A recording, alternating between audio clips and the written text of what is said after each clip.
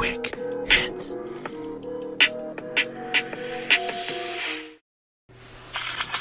It's time for Hobby Quick Hits.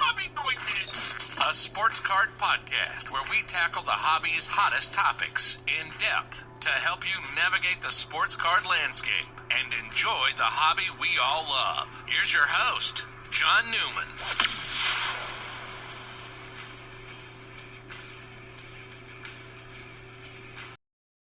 Hey, welcome to another episode of Hobby Quick Hits. Before we get this show going, I don't know if I announced it on this show yet, but we're happy to be on the Spreaker Prime Network, part of the iHeartRadio family. We've moved over there from Anchor, and things are going very, very well. You may even hear a national ad or two during the show or end of the show, but happy to be part of that network. So with that being said, today's show is about attachment, right? And we can get attached to a lot of things, right? We can get attached to people. We can get attached to, things we collect. In this case, we are going to talk about that with cards. We can get attached to a TV program where we binge watch it, So the word attachment can, come in sort of different forms of things we might be attached to. And I'm only going to obviously be talking about sports cards and how attachment is not always bad. Attachment doesn't have to be a bad thing. If you're passionate about something, maybe you're a super collector of a player, and you're trying to get one of every card. Good luck to you, but you get the premise of being a super collector, and you're attached to that super collection. And so attachment, I don't want it to come across as a negative connotation, but it can be. And I'm going to give some examples during my hobby career where attachment kind of hurt what I was setting out to do. And, I remember in my store days, I opened a store in 1992 with a partner of mine, and we had it for about 5 or 6 years to 97, and that's when I sold my half out. And my partner at the time, Angelo, he anything he got or owned, he put in the showcases with a price on it. Everything was available. I had sort of a different MO. I had cards that I didn't want to sell them. Oh, man, I can't get rid of this. And so I started getting that attachment to cards. It's hard to explain. It wasn't necessarily a particular player all the time, or even a specific set that maybe I was fond of. It was sort of just individual cards, maybe the story behind how I got it, or I pulled it out of this pack and it just was a good memory, and I felt sort of like I shouldn't sell it. And so a lot of times I'd have these cards at the shop, and I don't know how many of these kind of cards would qualify under these attached where I wouldn't sell them, but people would come in and maybe ask for that card, not even knowing they had it. Hey, I'm looking for this card.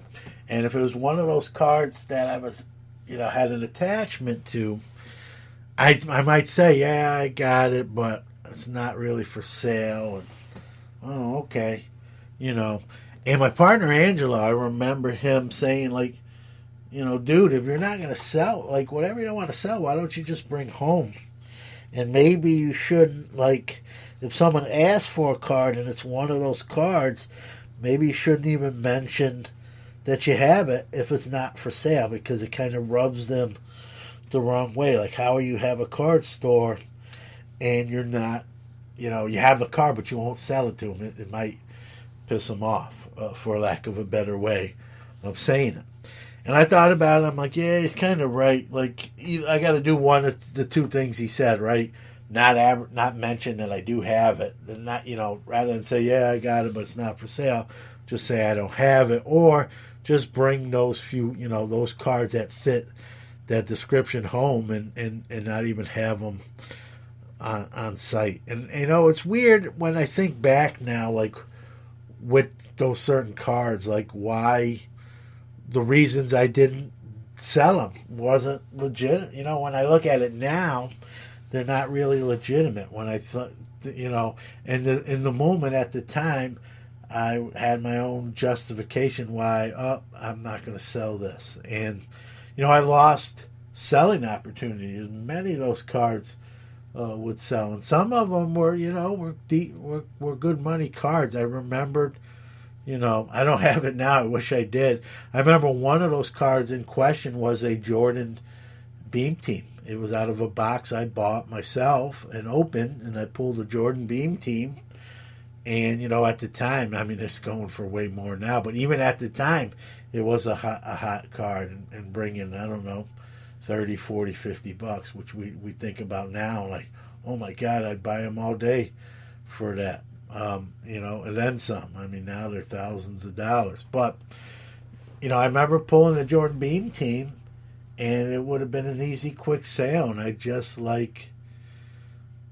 just the fact it was Jordan, I pulled it, and I got that attachment to it. It's hard to even define attachment, like what causes it. Why did I sell, 92% of what I own, but that 8% I didn't, And so, that Jordan Beam Team, I had it in the shop for a little bit, then I took it home. But I could have sold it numerous times. I wound up eventually letting it go, but it was actually probably years after. And I lost on a lot of sales like that, and even other times where, I've kept cards like that, maybe thinking that they were going to go up, and then they didn't. And when the music stopped, I still had the card, and the demand was gone. And so you lost an opportunity to transact that card at a pretty decent rate, and now that card is very almost undesirable. You're going to have a hard time selling it, period. And if you do, you'd be lucky to get what you get. And so, it took a lot of trial and error of that for me to break that sort of hold. And again, it wasn't every card. It was just certain cards and sort of all over the place. But it wasn't even guys that I PC'd, which I didn't, I did PC more back then than I even do now.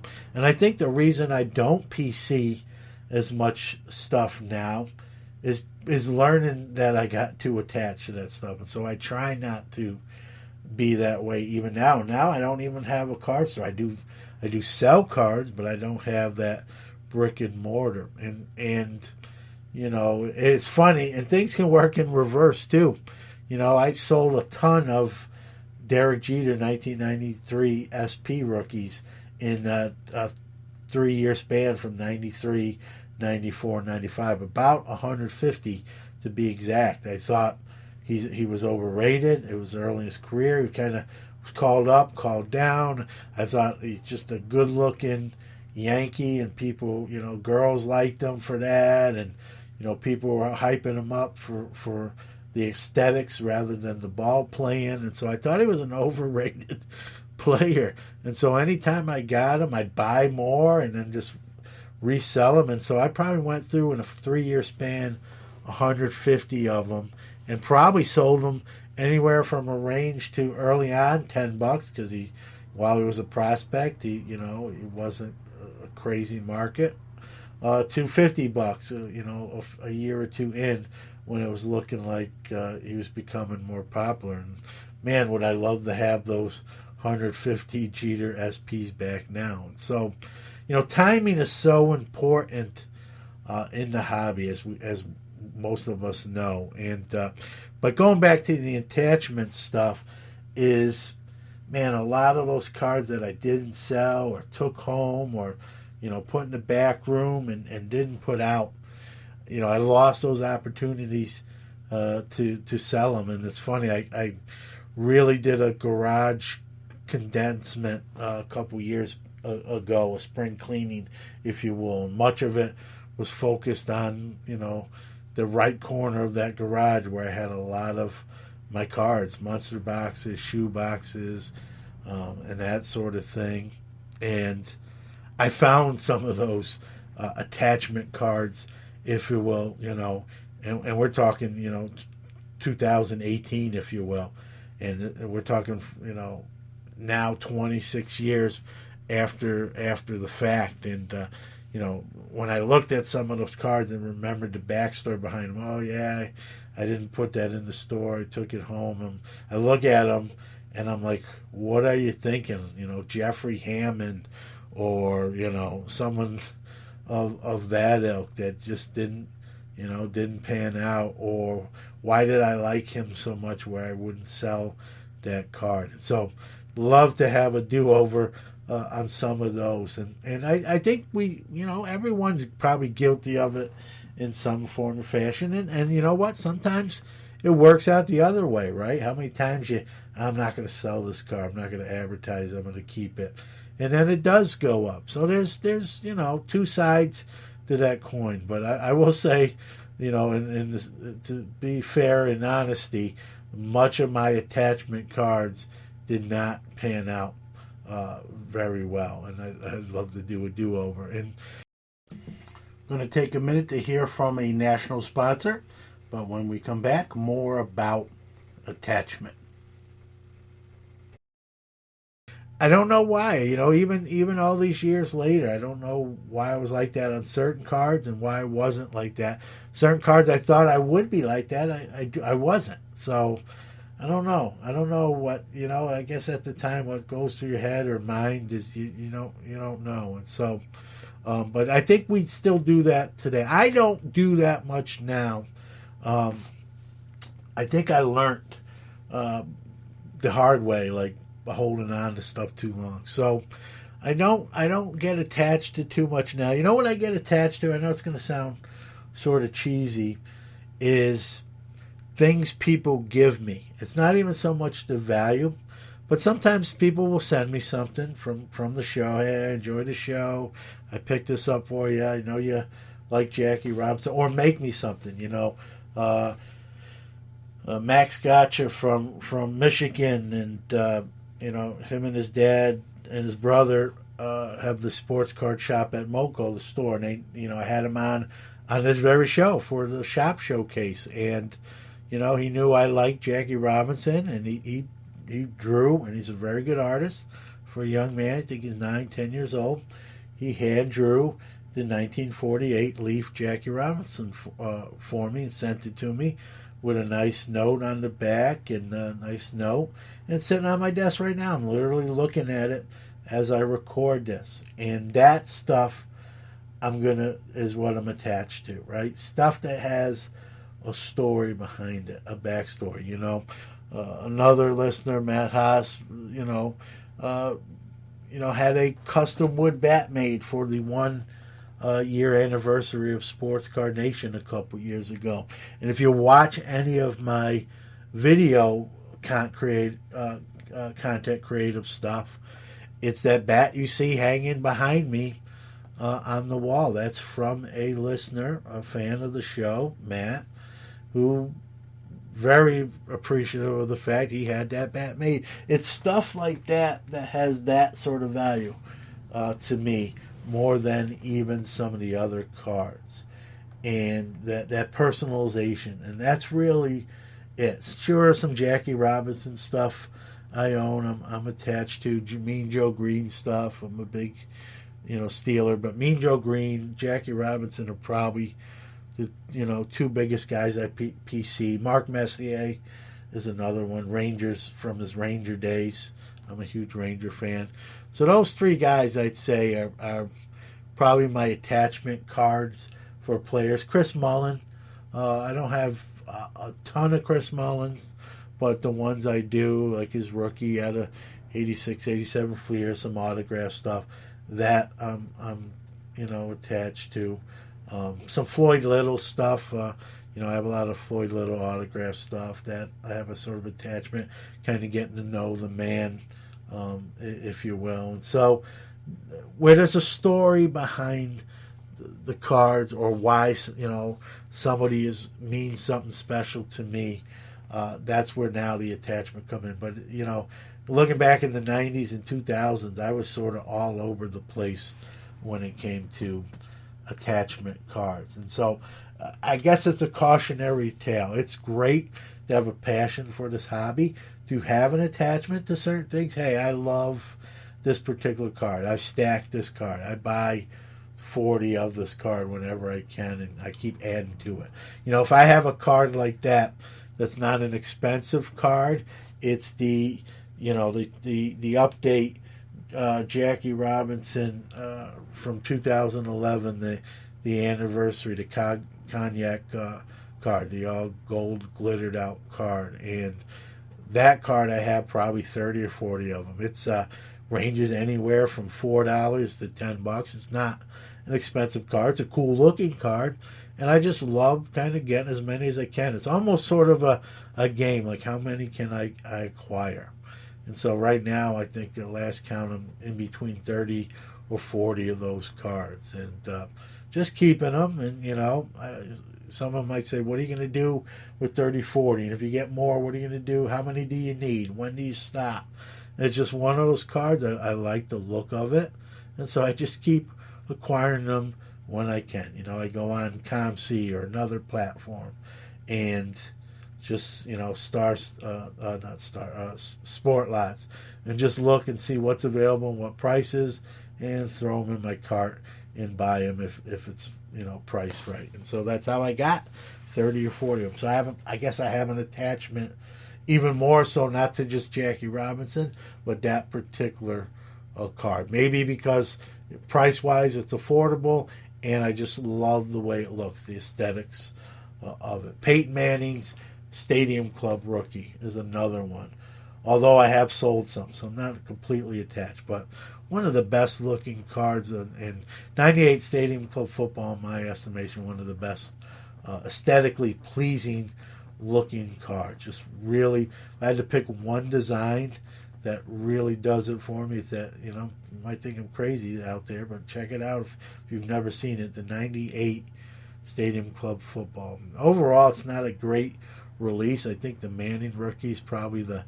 best card in there, and then after that, there's probably a drop off, and so maybe that's why people sort of don't talk about that much. But if you look at the design, forget the player even, just look at the design of that card, with the raised embossing, the holographic nameplate. It's just a really sharp card. I think we've lost some of that in the current times. We got to get back to really sharp looking designs where the designs themselves sell the cards, if you will. And so attachment can be good and bad. I don't think it's something you need to feel terrible if you're like that. I don't think it makes you a bad person. That's not what this episode is trying to get across. What I'm just saying is sometimes the timing of it can backfire, if you will. Maybe backfire is not even the right word, but maybe you lose an opportunity to transact something at a higher level, and then you never get that chance again. So I guess if my thing is, if you're going to be attached to a card, you better really love it, because that window of opportunity may close because of your attachment. And then again, that's a two-way street. There are examples where you get attached to a card when it's $10 and you get 10 or 20 of them, and it becomes a $50 card, a $100 card, and now you're in really good shape. And if you can get that unattached where you sell it, you come out ahead. So attachment's a two-way street. I wanted to talk about it, and listening to other content. I try to do shows or content that I haven't heard, or there's a lot of content creators out there. I don't obviously listen to every show, and so maybe someone has talked about it, but I try to do stuff that's a little bit different. So there you go. This week's episode is about attachment. If this struck a nerve or struck a chord with you. You have your own personal stories with cards maybe you're attached to. It don't even have to be high value stuff. It could be a card that's $1. I just like it, and I get as many as I can. Or, I could have sold this card and I did it, and I got attached to it, and it cost me money. If you have any personal stories like that you want to share, I'd love to hear them. So, with that being said, I hope you stay safe, stay healthy, and we'll see you soon.